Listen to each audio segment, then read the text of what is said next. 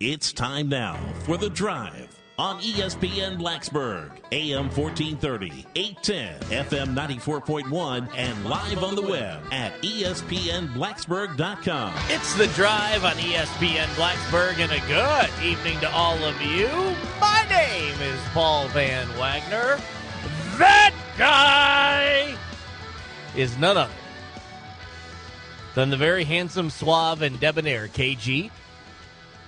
Taking your calls at 961-1430. That is 961-1430. One more Cleveland thing real quick. Well, okay. The new ending to Believeland airs tomorrow night on ESPN. The new ending to it? Yep, Did they change it up so that hang on, let's bring in Jason Stamm here so he can weigh in on what a dumpster fire the city of Cleveland still is. So they changed the ending now because of this? Yes, really? Because of the Cavs, yeah.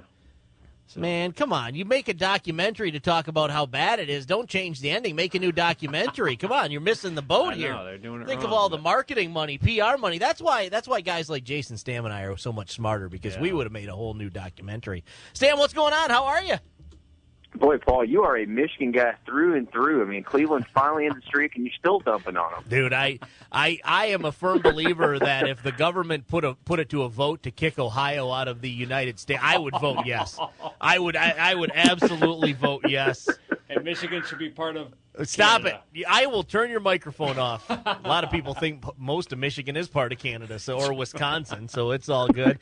Jason Stamm joining us, Scouts.com, the VT Zone, also on Twitter. Encourage you to check them out. They've got lots of cool stuff. So we got some news this past week that Carson Lydon is transferring from Virginia Tech, and I kind of feel like that is starting to leave a very large hole in the middle of Bud Foster's defense. Am I wrong in thinking this? Well, it is kind of a disappointment. I know Carson Lydon, I felt like he went pretty undervalued coming out of high school as far as, rankings and scouting, all that stuff goes. But this is a kid who, Bud Foster was extremely high on. Right. Seemed like a kid who, he wasn't really surprised he was going to redshirt initially, but seemed to have a very good spring and seemed to be a guy that could make an impact. So I'd call it a pretty big surprise. I don't know if about maybe for this season as much, but the next couple of years looked like kind of that prototypical guy they've had. I mean, he's kind of had that same build as we've kind of expected from that position. You look back at Jack Tyler and some of those guys who've kind of held that position down. So, I don't know. Again, I was surprised to kind of hear that, but I'd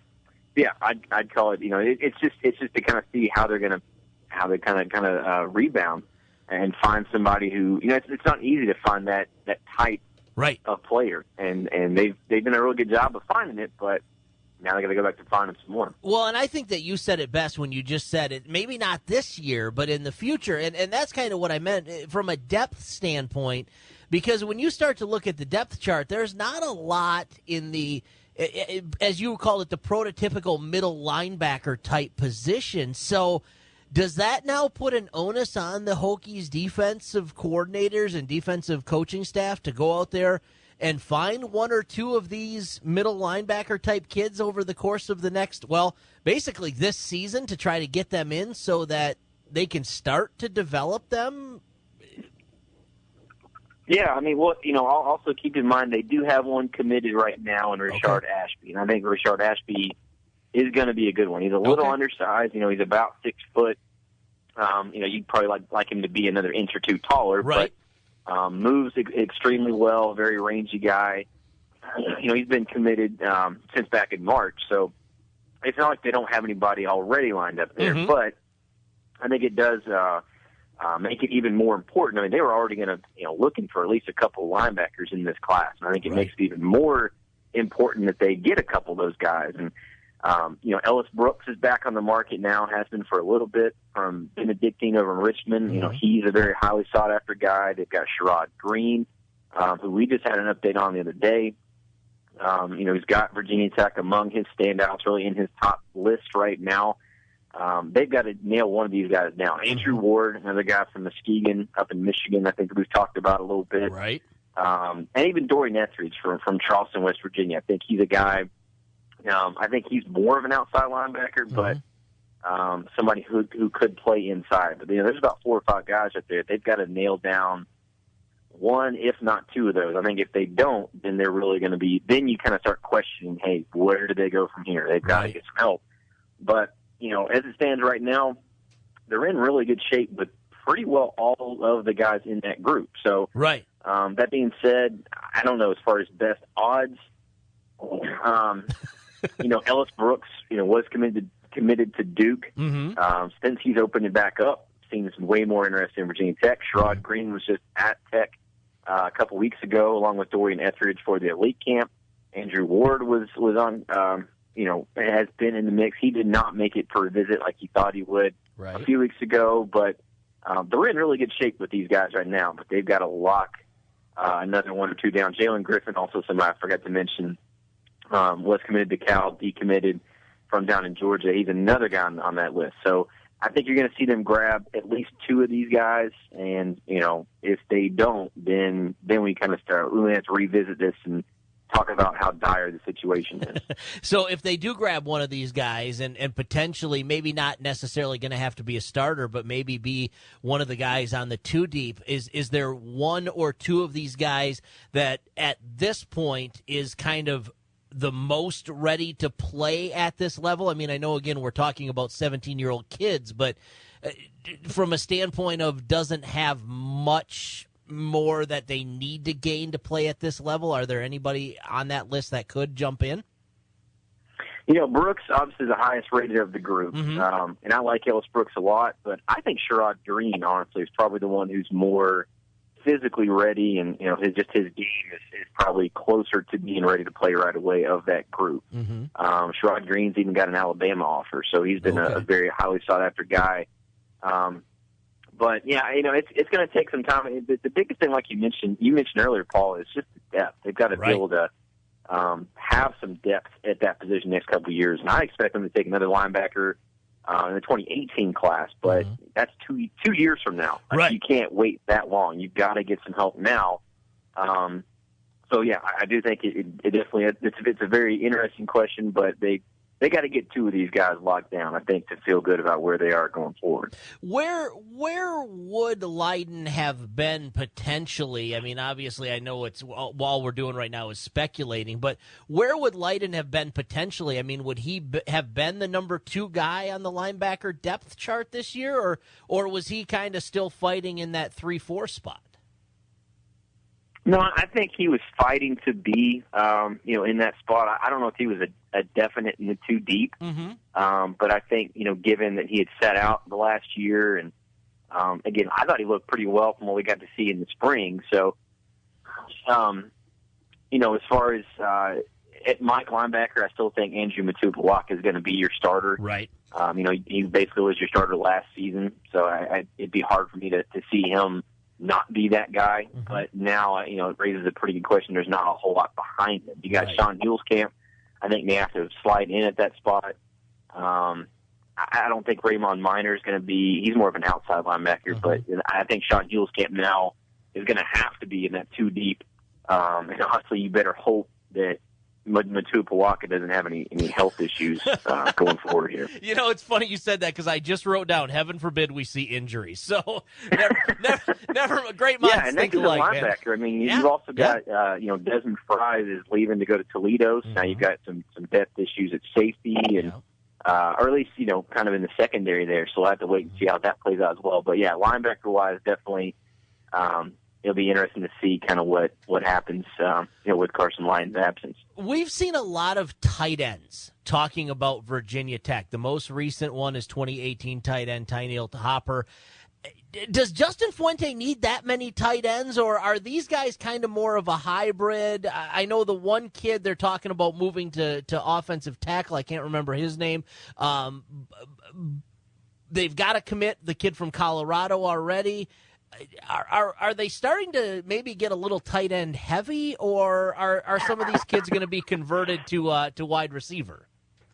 Well, you've got guys like Xavier Burke and Chris Cunningham. We're still kind of not sure on how they're going to pan out. Mm-hmm. Xavier Burke, especially. I mean, that kid played mostly on the defensive side in high school. He didn't play a lot of tight end. I mean, he would camp and got a lot of looks and played in the Fidelis games at tight end. So would not be surprising at all to see him move. Chris Cunningham, I think, is probably more of a true tight end, so it would be tough to see him move anywhere. I think he'd be more apt to transfer if anything else, if it doesn't work out there. But this offense with Justin Fuente doesn't really use prototypical tight end. I think that's probably why Bucky Hodges is going to do so well, because he's not a prototypical tight end. He's a guy that's more of a downfield threat.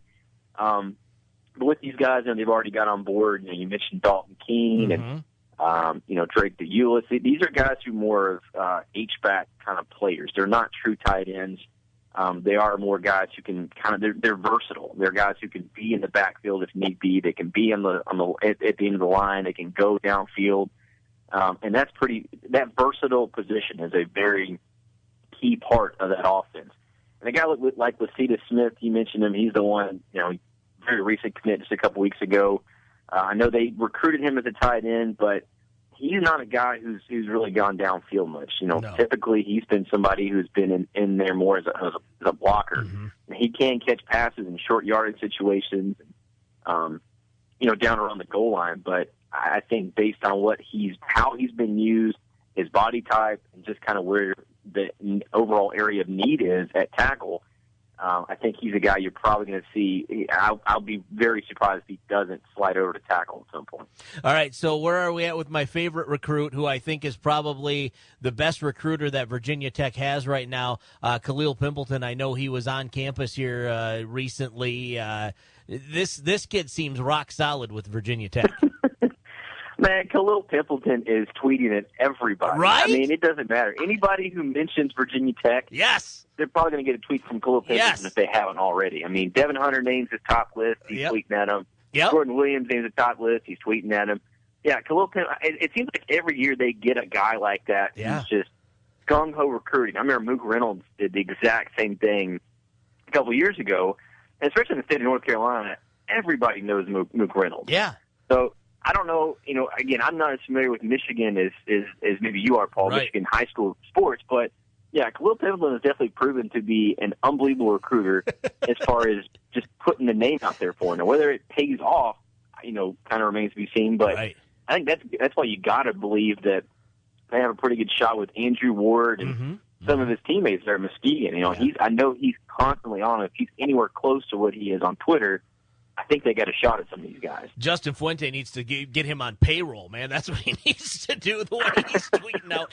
I will tell you this, and for our listeners, just a little insight. Muskegon Big Red football is a powerhouse in the state of Michigan. Michigan is kind of divided into sort of three or four areas. You have the Upper Peninsula, which is its own area. Then you have the Northern Lower Peninsula, and then the East Side and the West Side of Michigan.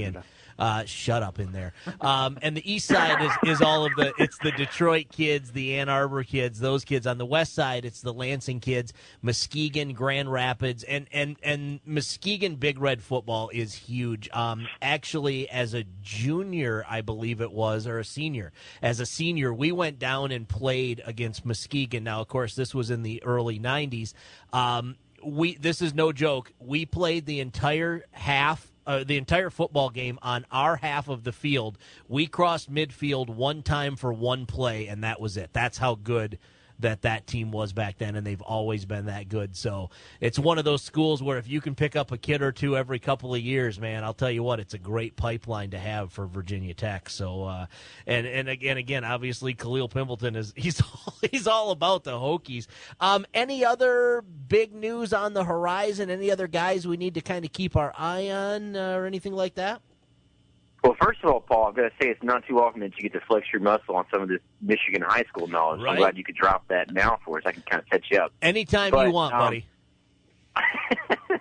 But, Jordan Williams has moved his commitment date up. He's been really a big, set on September 24th, the longest time. Right. he's now said he's going to announce on August 6th. So I think that's probably one of the biggest things to watch right now. Okay.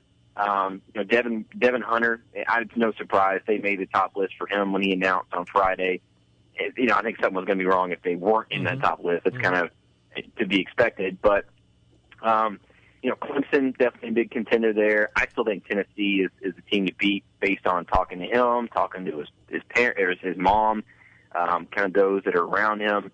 A lot of people seem to be thinking Clemson's really making some moves and maybe, one of the top teams to beat. I still think Tennessee. It's going to be Tennessee, Clemson, Virginia Tech, North Carolina, a couple of these other ones kind of hanging around, Alabama. But I do think that's probably the biggest one to watch. And then Derek Pitt, they also made a top list there in his top 10. He's a four-star safety from Charleston, West Virginia. So another big one to watch. But, yeah, as far as any announcements, nothing really coming up. August is a big time. We should be seeing a lot more announcements. It's right before the season starts for a lot of these guys. There may be one or two, before then, but that's kind of the next big, where you're going to see a lot of dominoes really fall here before the high school season starts. Are there any guys out there that you've been watching at camps or that maybe some coaches have talked to you about that right now aren't really on anybody's radar, but if they have a big senior season could end up getting some offers here around, mid-November? There's a few. I'll give you even two from over in the 757 that I would really keep an eye on. Okay. One of them is Seth Harrell. Seth plays so hard. He doesn't move, that well. But he's a guy that is going to get some offers once some of the guys in front of him figure out what they're doing. So I don't think he has any offers yet. His dad played at NC State, so he's got a pretty good genetic background there. But he's a kid I think is going to at least bring in a few offers. A handful of offers, but it's just a matter of seeing, where some of these guys ahead of him on other target boards go. Mondo Walker, I'm impressed every time I see that guy. I really think he's going to be, have some offers. That's Ricky Walker's younger brother. He's only a 2018 guy. For 2017, Daz Newsome, being at Virginia Tech's satellite camp they held in Virginia Beach a couple weeks ago, I thought for sure Virginia Tech was going to offer Daz Newsome right there. I think he's Deion Newsome's younger brother. I think honestly at the same point, that Deion was right there. I think Daz is probably a little bit better than Deion was. So, it definitely, he's already got some offers, but as far as Virginia Tech is concerned, I think they're, again, one of those guys are waiting to see what some of the ones ahead of him are going to do, but definitely one I could definitely see getting an offer. If he starts out and plays like I think he probably will to start the season, he's a guy who probably will get an offer from the Hokies if he doesn't already have one by this point a few games into the season. Jason Stamm is with Scout.com, also the VT Zone. If you're not subscribing to the VT Zone, you're not a true fan of Virginia Tech football. I'm just throwing that out there for you, Stamm. Good luck with getting more subscriptions because of that statement I just made. Thanks as always, man. I appreciate it, Paul. Hey, I'm just... Go ahead. And you're obviously you're dropping all that Michigan knowledge. Well, I mean, if anybody wants to know anything about Michigan high school football, if they're not listening to you, then they really don't know what they're talking about. Well, that's it. That's exactly it. It's all good. I just like that I can every now and again fit something, Michigan related into the show. And if I got to bring you on to do it, that's what I do then, man. It's all good. If they're getting this pipeline to Muskegon started, you may be the guy to really go to now on talk about Muskegon Big Red football. All I know is that they're really good, and they sent 3 of our kids to the hospital. That's not a joke. They sent 3 of our kids to the hospital when we played against them. So it's a legit program, man. That's for sure. Jason, as always, thanks, brother. I appreciate your time. I'll talk to you next week. All right, sounds good. Thanks, Paul. There you go. Jason Stamm, Scout.com, the VT Zone. Subscribe today. They've got lots of awesome stuff. It's The Drive. This is ESPN Blacksburg. We speak sports.